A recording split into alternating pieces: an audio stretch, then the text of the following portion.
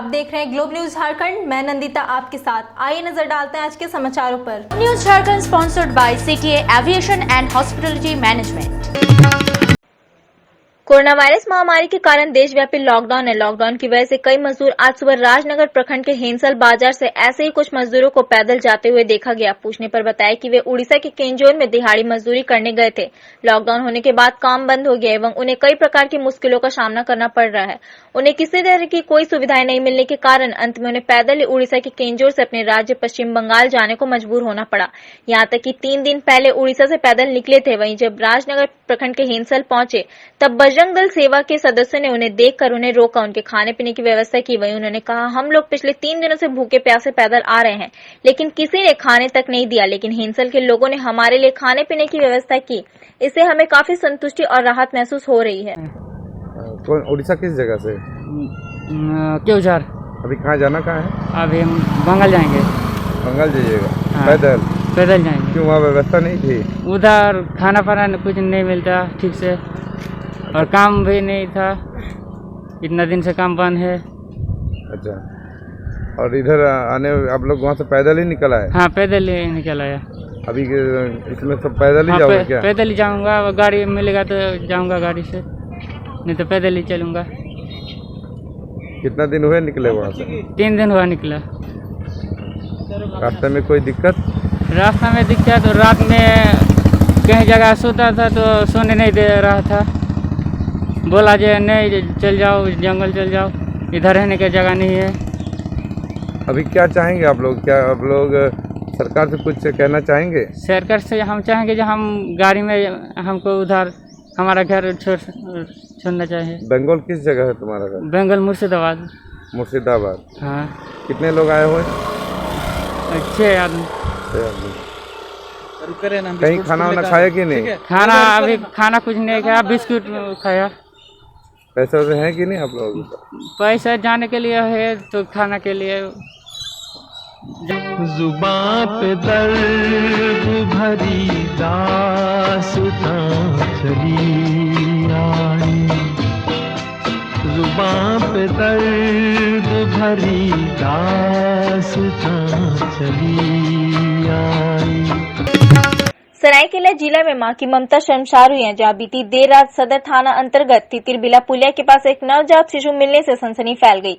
उधर बच्चे की आवाज सुनकर एक व्यक्ति ने थाने को सूचना दी। वहीं पुलिस और स्वास्थ्य कर्मियों द्वारा नवजात बच्चे को अस्पताल लाया गया, जहां उसकी स्थिति अभी स्वस्थ बताई जा रही है। इस संबंध में जानकारी देते हुए बाल संरक्षण पदाधिकारी संतोष ठाकुर ने बताया कि बच्चे के माता पिता को पहले ढूंढा जाएगा। वहीं इस बच्चे को जिला बाल कल्याण समिति के समक्ष प्रस्तुत कर आगे की वैधानिक कार्रवाई की जाएगी। तिरबिला पुल के पास नवजात शिशु मिला है,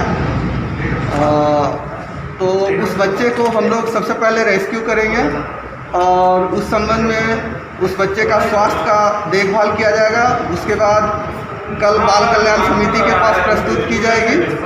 उसके बाद उचित कार्रवाई, अग्रेतर कार्रवाई की जाएगी। कोरोना संकट का दौर अभी थमा नहीं, उद्योग धंधे ठप पड़े हुए हैं। जाहिर सी बात है मजदूरों और कंपनी मालिकों के बीच तल्खी बढ़ेगी। वैसे केंद्र और राज्य सरकार लगातार मजदूरों को लॉकडाउन की अवधि में वेतन भुगतान करने का फरमान जारी कर रखा है, लेकिन जमीनी हकीकत यही है कि किसी भी कंपनी मालिक द्वारा लॉकडाउन अवधि का वेतन मजदूरों को देना संभव नहीं है।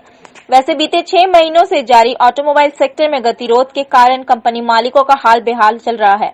ताजा मामला जमशेदपुर के गोविंदपुर स्थित न्यू वॉकर और स्ट्रिप कंपनी का है, जहां के मजदूरों ने डीएलसी कार्यालय में लॉकडाउन की अवधि का वेतन एवं अन्य जरूरी सुविधाएं मुहैया कराए जाने की मांग को लेकर ज्ञापन सौंपा है। वहीं मजदूरों की मांग को देखते हुए युवा जदयू ने कंपनी प्रबंध के खिलाफ मोर्चा खोलने की धमकी दी है। फिलहाल लॉकडाउन के बीच कंपनी मजदूर और यूनियनबाजी जारी है।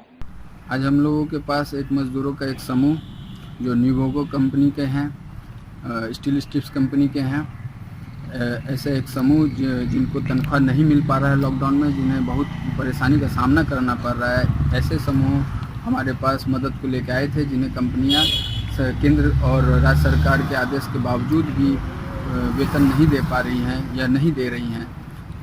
ऐसी कंपनियों को कि वो वेतन दे, ऐसे उनके कंपनी के अधिकारियों से भी और डीएलसी ऑफिस में भी हम लोगों ने बात करके कोशिश की है कि दें, और लेकिन अभी तक इनको वेतन नहीं मिला है। हम चाहते हैं कि इनको जल्द से जल्द वेतन मिले, अन्यथा हम लोग मजदूरों हित में आंदोलन करने को विवश हो जाएंगे। सरायकेला जिले में लॉकडाउन के साइड इफेक्ट सामने आने लगे हैं। ताजा मामला आदितपुर थाना अंतर्गत भाटिया बस्ती का है, जहां उधार देने से मना करने पर गुप्ता किराना स्टोर में अपराधी किस्म के ग्राहकों ने दुकानदार नीरज कुमार गुप्ता और उनके पुत्र अंकित के साथ जमकर मारपीट की। वैसे इस घटना में दुकानदार नीरज कुमार गुप्ता और उनका पुत्र अंकित गुप्ता बुरी तरह से घायल हुए। वहीं स्थानीय लोगों की अगर माने तो आए दिन अपराधी किस्म के युवकों द्वारा यहाँ इस तरह की घटनाओं को अंजाम दिया जाता है। लोग बताते कि अफीम और गांजा के इलाके में व्यापक मात्रा में सेवन और कारोबार होता है और यही कारण है कि युवा आए दिन हिंसक घटनाओं को अंजाम देते हैं। फिलहाल घटना की सूचना मिलते ही आदितपुर थाना पुलिस मौके पर पहुंची और दोनों घायल पिता पुत्र को पहले थाना और उसके बाद कागजी कार्रवाई के बाद गमरिया PHC भेज दिया है। साथ ही अपराधियों के धरपकड़ में जुट गई है। वहीं दुकानदार नीरज गुप्ता ने बताया कि सुबह दुकान खोलकर ग्राहकों को सामान देना शुरू कर ही रहे थे। इसी बीच आशीष, अंगद और निक्की वहां पहुंचा और जबरन उधार कुछ सामान मांगने लगा। नहीं देने पर थोड़ी देर के बाद वापस लौटा और अपने 6-7 साथियों के साथ अचानक दुकान पर हमला बोल दिया। उन लोग मतलब गंजेड़ी है, नशेड़ी है और अपने आप को हम समझता है कि भैया लाल है, समझ गया ना। आशीष था, निक्की था और उसी का ग्रुप का 5-6 लड़का था, सबका नाम नहीं बता सकते। अंगद था और भी कुछ सामान मांगा। मतलब भाई पैसा देगा तो देगा, काहे नहीं देगा। मैंने और पहले भी ऐसे मैंने होता, मैंने बकचक करते रहता है। तो उसी दरमियान है कि आया 5-6 लड़का को बुलाया और हाँ। मासूम सा चेहरा, आंखों में विश्वास लिए 15 साल का एक छात्र बड़े ही प्रोफेशनल अंदाज में कलेक्ट्रेट में प्रवेश करता है। वैसे उसके अंदाज और हाव भाव देखकर लगा कि वो अपने किसी खास काम को लेकर उपायुक्त से मिलने आया होगा। इस बच्चे का नाम सूर्य प्रताप सिंह राठौर है। राजनीतिक गलियारे 15 वर्षीय बालक काफी कम दिनों में अपनी उपस्थिति दर्ज कराने में सफल रहा है। जमशेदपुर पूर्वी के विधायक सरजू राय का अनन्य भक्त सूर्य प्रताप सिंह राठौर हाल ही में संपन्न हुए झारखंड विधान चुनाव के दौरान यह बालक जमशेदपुर पूर्वी के लिए सरजू राय के प्रचार टीम का हिस्सा रहा था। जमशेदपुर पूर्वी विधानसभा के बरौआ माइंस कैरेज कॉलोनी में बिहार के भागलपुर के प्रवासी मजदूरों का मामला लेकर यह नन्हा बालक पहले विधायक सरजू राय के पास गया, लेकिन विधायक ने भाव न दिया। फिर यह पहुंच गया कलेक्ट्रेट। आपको बता दें कि पिछले महीने की 13 तारीख से बिहार के भागलपुर के प्रवासी मजदूर अपने गांव जाने की गुगत में दर दर की ठोकरें खा रहे हैं। प्रशासन की ओर से इन मजदूरों को तेल का खर्च वहन करने को कहा गया।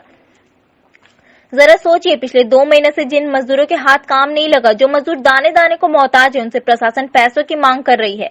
यही कारण है कि जहां प्रवासी मजदूरों के नाम पर बड़े बड़े नेता और सुरमाओं ने चुप्पी साध रखी है, वहीं दूसरी ओर इस बालक ने जिले के उपायुक्त तक प्रवासी मजदूरों के वतन वापसी के पैगाम लिए पहुंचा। प्रवासी मजदूरों पर जो अत्याचार हो रहा है दिन प्रतिदिन, वो भागलपुर के रहने वाले हैं, जो बेड़ा सीमेंट प्लांट में काम करते हैं और वो कैरेज कॉलोनी में अभी रह रहे हैं। उनको ना खाने की मुहैया, ना राशन मुहैया किया जा रहा है, ना प्रशासन की तरफ से कुछ मदद किया जा रहा है।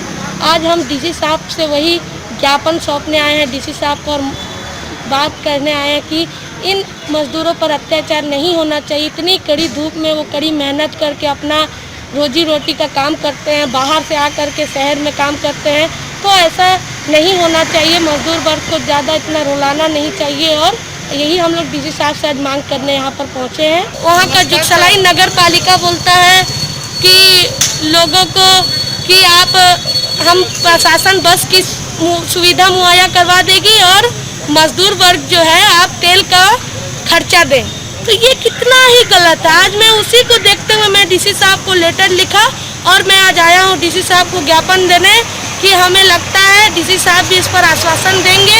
और ना विधायक मेरी फोन नहीं उठा रहे, कुछ कारणवश नहीं उठा पा रहे हैं, तो इस पर हम आज आए हैं डीसी साहब से गुहार लगाने श्री रविशंकर शुक्ला जी से। और मुझे उम्मीद है मैं इस पर खड़ा उतरूंगा और डीसी साहब मेरी बात को सुनेंगे। धनबाद बागमारम भाजपा विधायक डुल्लू महतो ने सोमवार की सुबह धनबाद न्यायालय में आत्मसमर्पण कर दिया। आत्मसमर्पण के बाद उन्हें आनन फानन में उन्हें धनबाद मंडल कारा भेज दिया गया। इधर आरोपी विधायक के अधिवक्ता राधेश्याम गोस्वामी ने बताया कि विधायक ने कानून का सम्मान करते हुए आत्मसमर्पण किया है।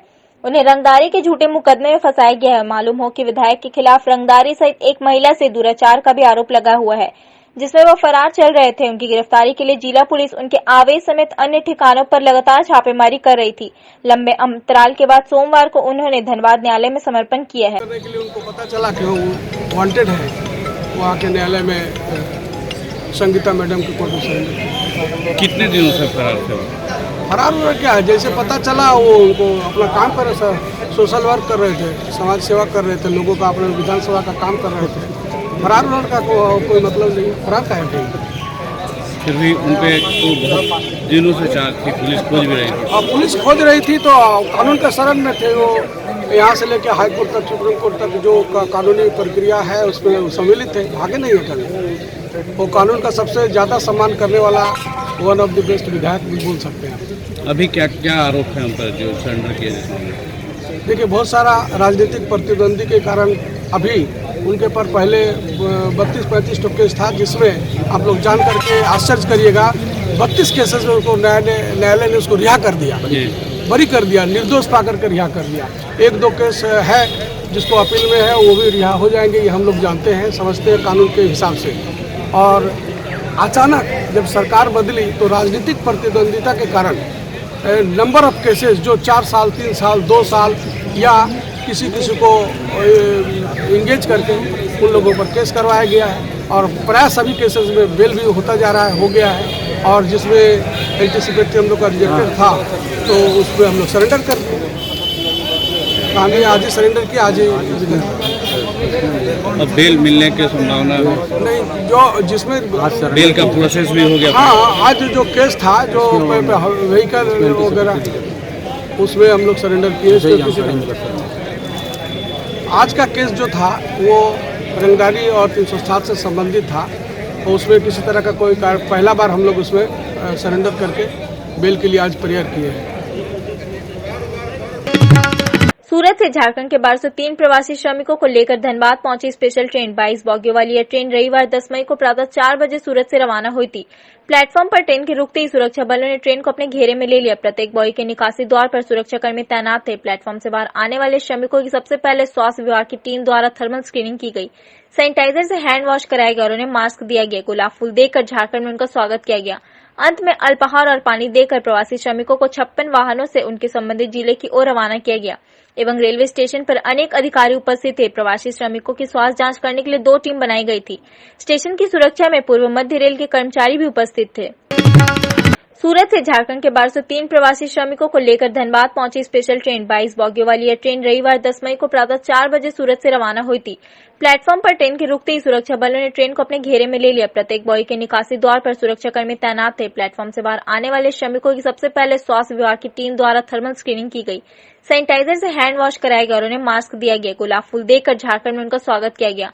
अंत में अल्पाहार और पानी देकर प्रवासी श्रमिकों को 56 वाहनों से उनके संबंधित जिले की ओर रवाना किया गया एवं रेलवे स्टेशन पर अनेक अधिकारी उपस्थित थे। प्रवासी श्रमिकों की स्वास्थ्य जांच करने के लिए 2 टीम बनाई गई थी।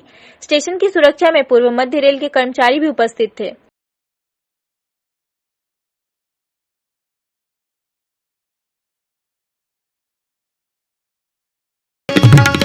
सरायकेला भाजपा कार्यालय में सेवा समर्पण के 15वें दिन मोदी आहार दाल भात वितरण किया। बताया जा रहा है सरायकेला नगर पार्टी कार्यालय में सरायकेला विधानसभा के पूर्व भाजपा प्रत्याशी श्री गणेश महाली एवं नगर पंचायत के उपाध्यक्ष श्री मनोज चौधरी के सौजन्य से केंद्र में नगर भाजपा कार्यकर्ताओं के द्वारा रोजाना सरायकेला नगर पंचायत के आसपास निवास करने वाले हजारों जरूरतमंद लोगों को भोजन उपलब्ध कराया जा रहा है ताकि इस लॉकडाउन के विकट परिस्थिति में कोई गरीब भूखा न रहे। यही भाजपा का लक्ष्य है, जिसमें मुख्य रूप से भाजपा नगर अध्यक्ष सोहन सिंह, ललन सिंह सहित कोरोना फाइटर के सभी सदस्यगण उपस्थित थे।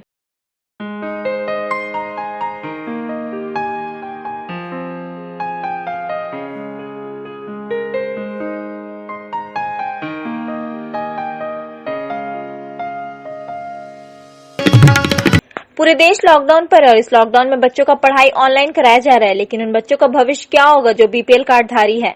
जहां कुछ बच्चों का एडमिशन हुआ तो है, लेकिन अभी 50% से ज्यादा बच्चों के अभिभावकों को अभी एडमिशन का इंतजार है।